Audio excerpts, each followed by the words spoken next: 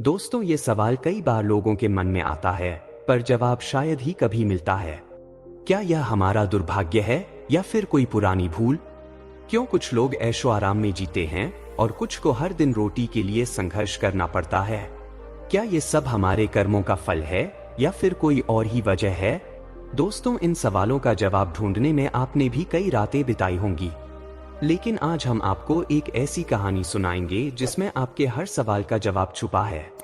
इस कहानी में वो रहस्य है जो शायद आपकी सोच बदल सकता है और आपके जीवन को एक नई दिशा दे सकता है।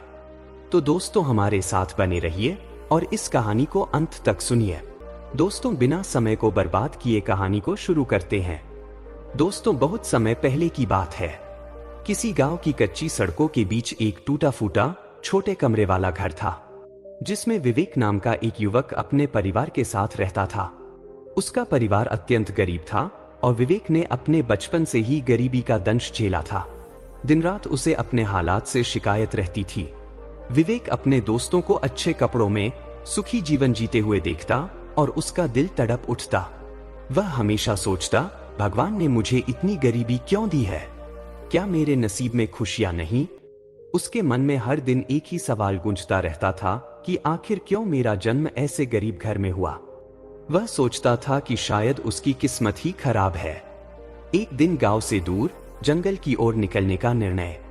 एक दिन विवेक अपने घर से निकल पड़ा। उसका दिल बहुत भारी था, मन में सवालों का तूफान था।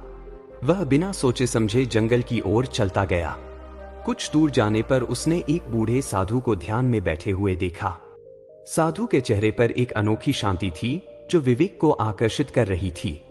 विवेक ने साधु के पास जाकर हाथ जोड़कर कहा, महात्मा जी, क्या आप मेरी मदद कर सकते हैं? मैं बहुत दुखी हूं। मेरा जन्म इस गरीबी में क्यों हुआ? मैं क्यों इतना अभागा हूं? साधु ने उसे ध्यान से देखा, मुस्कुराए और बोले, पुत्र, हर किसी के जीवन में सुख दुख का कारण उसके अपने कर्मों में छिपा होता है। जीवन में जो हमें मिलता है वह हमारे पूर्व जन्मों के कर्मों का परिणाम होता है। चलो मैं तुम्हें एक कहानी सुनाता हूँ, शायद इससे तुम्हें अपने सवालों का जवाब मिल जाए। विवेक ने उत्सुकता से साधु की ओर देखा और साधु ने कहानी सुनाना शुरू किया। बेटा, बहुत समय पहले की बात है।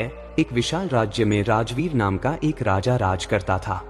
उसके पास अनगिनत धन संपत्ति, सोने चांदी का भंडार और महल थे। हर किसी की नजर में वह एक शक्तिशाली राजा था, लेकिन उसके दिल में दया का अभाव था। राजवीर अपने अमीर होने का घमंड करता था और गरीबों की पीड़ा से उसे कोई मतलब नहीं था। उसकी सोच थी कि गरीबी एक अभिशाप है और गरीब लोग बस अपने कर्मों के कारण इस हालत में हैं। राजवीर के अत्याचार से उसका राज्य त्रस्त था। उसकी नीति यह थी कि गरीब किसानों और मजदूरों से कर के रूप में अधिक से अधिक धन वसूला जाए। अगर कोई गरीब व्यक्ति कर नहीं चुका पाता था तो उसे निर्दयता से दंडित किया जाता था। कई गरीब किसान उसके इस बर्ताव से टूट जाते, भूखे मर जाते और उनकी माली हालत और खराब हो जाती। राजा राजवीर को कभी यह महसूस नहीं हुआ कि उसकी इस क्रूरता का असर क्या है। एक दिन एक बूढ़ा गरीब किसान राजा के पास गया। उसकी हालत इतनी दयनीय थी कि वह मुश्किल से खड़ा हो पा रहा था। उसने हाथ जोड़कर राजा से विनती की, महाराज, कृपया हम पर दया करें। इस साल फसल बर्बाद हो गई है, हम कर चुकाने में असमर्थ हैं। राजा ने उस गरीब की बात को अनसुना कर दिया और क्रोधित होकर अपने सिपाहियों से कहा, इस आदमी को जेल में डाल दो। ऐसा दयनीय इंसान हमारे राज्य में रहने के लायक नहीं है। ऐसे ही कुछ समय बीता और एक दिन राजवीर की मृत्यु हो गई। मृत्यु के पश्चात राजा की आत्मा यमलोक पहुंची, जहां उसका सामना यमराज से हुआ। यमराज का दरबार न्याय का प्रतीक था, जहां हर आत्मा को उसके कर्मों का फल दिखाया जाता था। जब राजवीर यमराज के सामने खड़ा हुआ तो उसे अपने कुकर्मों की एक एक झलक दिखाई गई। यमराज ने अपने दूतों को आदेश दिया कि राजवीर को उसके जीवन के सभी कर्मों का हिसाब दिखाया जाए।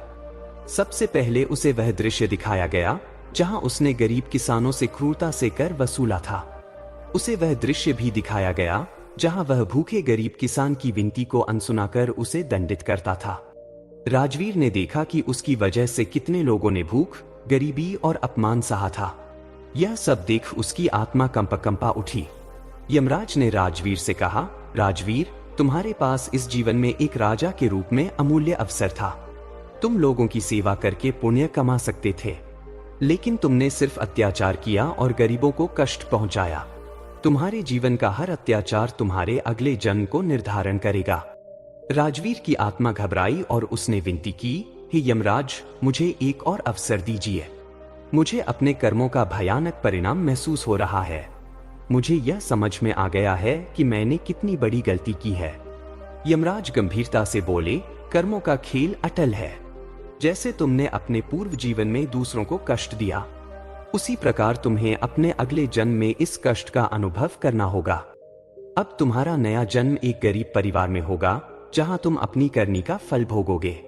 यह तुम्हारे द्वारा किए गए कर्मों का प्रतिफल है, ताकि तुम्हें समझ में आ सके कि असली खुशी और संपत्ति दूसरों की सेवा और भलाई में है। यमराज के आदेश के अनुसार राजवीर का पुनर्जन्म एक अत्यंत गरीब परिवार में हुआ।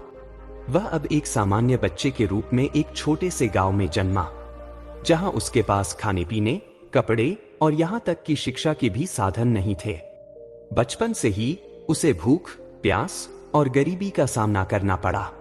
कहानी को समाप्त करते हुए साधु ने विवेक से कहा, पुत्र, हर आत्मा को उसके कर्मों का फल अवश्य मिलता है, चाहे वह अच्छे हों या बुरे। जैसे पिछले जन्म में राजा राजवीर ने गरीबों पर अत्याचार किए थे, उसे इस जन्म में वही कष्ट गरीबी के रूप में भुगतना पड़ा। कर्मों का यह चक्र अटल है और हर आत्मा को अपने कर्मों से ही सुख और दुख का अनुभव होता है। लेकिन यह वर्तमान जीवन तुम्हारे पास एक अवसर की तरह है, अपने कर्मों को सुधारने का, दूसरों की सहायता करने का और सच्चे सुख की ओर बढ़ने का। विवेक ने साधु के शब्दों को गहराई से महसूस किया। उसे यह समझ में आ गया था कि वह केवल अपनी किस्मत को कोसकर कुछ नहीं बदल सकता। उसे खुद को और अपने कर्मों को सुधारना होगा। उसने यह ठान लिया कि अब वह दूसरों की मदद करेगा, सत्य और ईमानदारी का पालन करेगा और अपने जीवन को एक नई दिशा में ले जाएगा। विवेक के हृदय में एक नई जागरूकता का संचार हुआ। अब वह जान चुका था कि सच्चा सुख और सच्ची संपत्ति बाहरी चीजों में नहीं, बल्कि भीतर के शांति और अच्छे कर्मों में है। उसे यह समझ में आ गया था कि आज जो वह भुगत रहा है, वह उसके अपने कर्मों का परिणाम है। लेकिन अगर वह अपने वर्तमान जीवन में अच्छाई और सेवा का मार्ग अपनाएगा, तो उसका भविष्य अवश्य उज्जवल और शांतिपूर्ण होगा। दोस्तों, इस कहानी हमें यह सीख मिलती है कि कर्मों का खेल अटल और अपरिवर्तनीय है, लेकिन वर्तमान में अच्छे कर्म करना हमेशा हमारे हाथ में है। सुख और शांति बाहरी संपत्ति से नहीं, बल्कि अच्छे कर्मों और सच्चाई के मार्ग पर चलने से ही मिलती है।